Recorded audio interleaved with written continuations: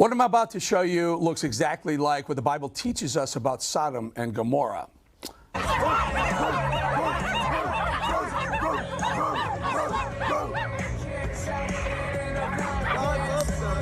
man right there was peacefully reading the Bible and was screamed at and abused during a Seattle Pride event. Later in the day, activists from the so-called Community of Love and Equity forcibly pulled his Bible from his hand and tore the pages to shreds.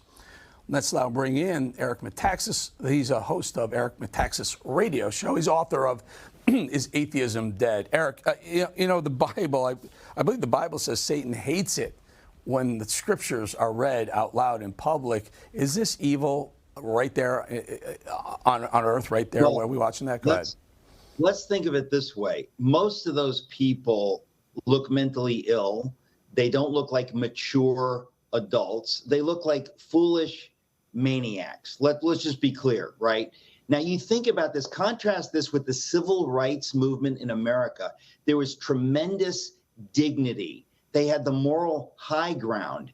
And even people who didn't agree with them saw that the way they behaved would make you feel guilty because there was this incredible dignity. This is precisely the opposite. If you don't know, which side you're on and you look at this, these people are mocking a man who's peacefully reading the Bible, peacefully dissenting, civilly dissenting.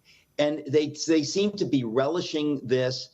It doesn't look good for them. And I think most Americans are seeing the ugly side of the whole pride thing. They're seeing that this is what we feared. This is what people were talking about 20 years ago, and we didn't believe them.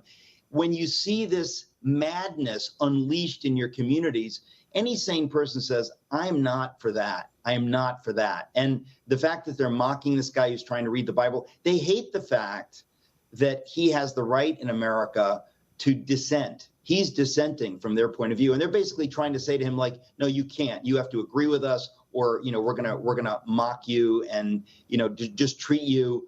We're going to treat you like a marginalized person. We're going to claim to be marginalized, but we're going to treat you that way. And, nobody's doing anything about that. Eric, the irony, so to speak. I mean, aren't these people the ones who are saying we need to be included, we need to be heard?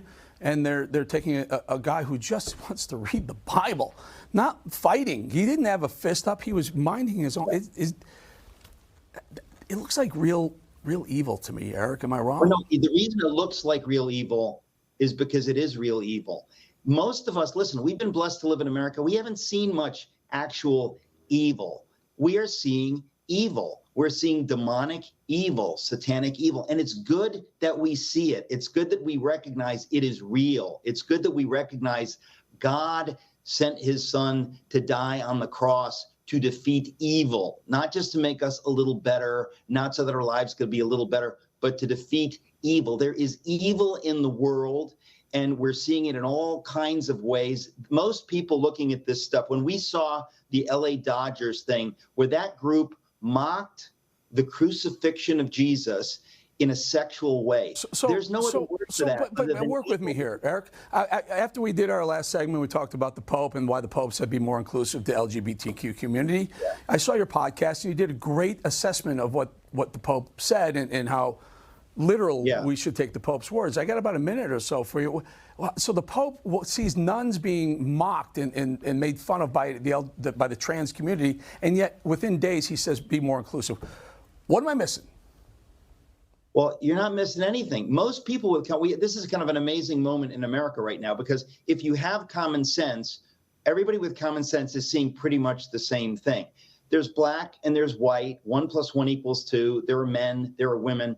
Suddenly we're being told insane things. 5 minutes ago, somebody discovered there's 50 genders. Who is buying that? Is anybody buying that? Is anybody buying that these people have had their rights trampled? These people would happily trample your rights or my rights. These people don't believe in loving your neighbor. Most people see this. And by the way, they're acting as though they don't want to, if you judge them, if you dissent from them, like you don't have a right. Guess what? In America, you have a right to disagree. In America, the Constitution allows us to have free speech and for me to protest something I don't like.